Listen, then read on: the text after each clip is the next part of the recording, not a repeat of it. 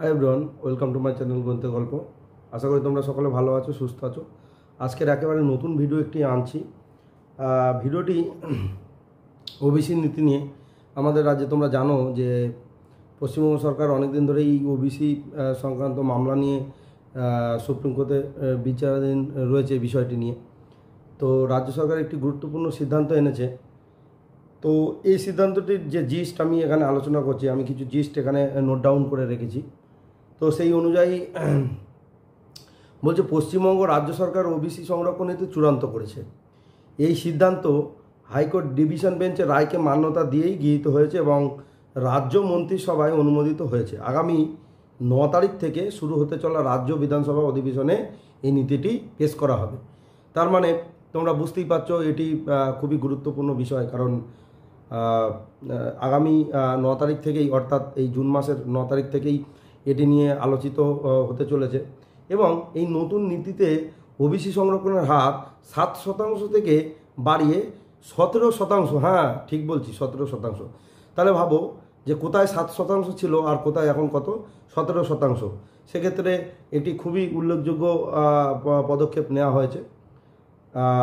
এটি এতটাই তাৎপর্যপূর্ণ যে রাজ্যের সামাজিক ও অর্থনৈতিক ক্ষেত্রে প্রভাব ফেলবে অবশ্যই।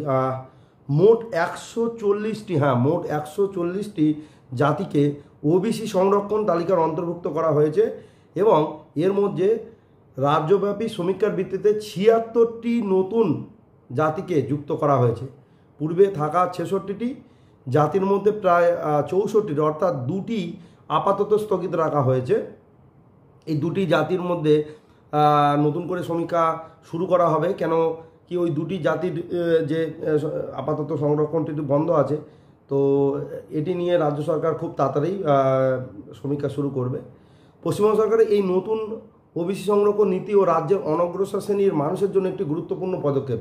এটা অস্বীকার করার কোনো জায়গা নেই যে বর্তমান পরিস্থিতিতে এই ওবিসি নিয়ে তোমরা জানো বিভিন্ন চাকরির যে পরীক্ষাগুলো সেটিও আটকে ছিল বা রেজাল্টগুলো যে আটকে ছিল। তাছাড়া আমাদের যে সদ্য প্রকাশিত উচ্চ মাধ্যমিক রেজাল্ট, সদ্য না, বেশ কিছুদিন হয়ে গেছে, তো ছেলেমেয়েরা ভর্তি সংক্রান্ত সমস্যার মধ্যে পড়েছিল। তো সেটি তো জট কাটবে বলেই আমাদের ধারণা। তো তাছাড়াও যে সরকারি চাকরিতে যে সংরক্ষণের সুবিধা পাওয়া যাবে, সেক্ষেত্রে এটি নিয়ে একটা দোলাচল চলছিল। তো এই দোলাচলগুলো বোধহয় শেষ হতে চলেছে।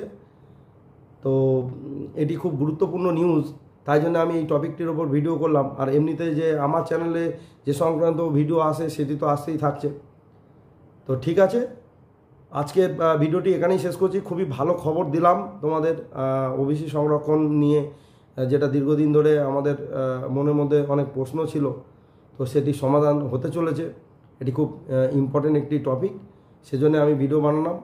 এবং ভিডিওটি যতদূর সম্ভব শেয়ার করো, যাতে প্রত্যেকেই আমরা জানতে পারি যে ওবিসি নীতি নিয়ে যে দোলাচল চলছিল, তো সেটি শেষ হতে চলেছে। তো দেখা হচ্ছে এরকম কিছু ইন্টারেস্টিং টপিক নিয়ে। এবং আমার যে ম্যাথামেটিক্সের যে ভিডিওগুলো চলছে সেগুলো তো চলবেই। এবার নতুন নতুন এরকম কোনো খবর যদি পেতে চাও, তাহলে অবশ্যই আমার চ্যানেলটিকে সাবস্ক্রাইব করে দেবো। তো দেখা হচ্ছে নেক্সট ভিডিওতে।